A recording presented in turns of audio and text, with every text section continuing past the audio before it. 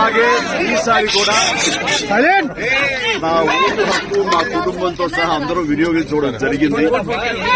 ఇదే విధంగా ఇదే సమయంలో ఒక్కరికి ఎప్పటిలాగానే మళ్లీ వినియోగించుకుంటున్నారు. ఈ ఓటు హక్కు వినియోగించుకోండి. ఓటు అనేది కేవలం హక్కు మాత్రమే కాదు, అది మన బాధ్యత. సో ఆ బాధ్యత అనేది మన దేశ రాష్ట్ర రూపురేఖలు మార్చివేస్తుంది. కాబట్టి సరైన నాయకులు వీళ్ళు మనకు న్యాయం చేస్తారు, మనకి సుపరిపాలన అందిస్తారు అన్న నమ్మకం ఉన్నటువంటి నాయకులకి మీ మద్దతు ఓటు ద్వారా తెలపండి.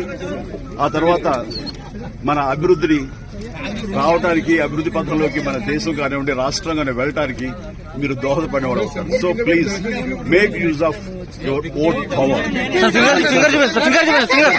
ఓటు హక్కు వినియోగించుకున్న వారికి అది ఓటింగ్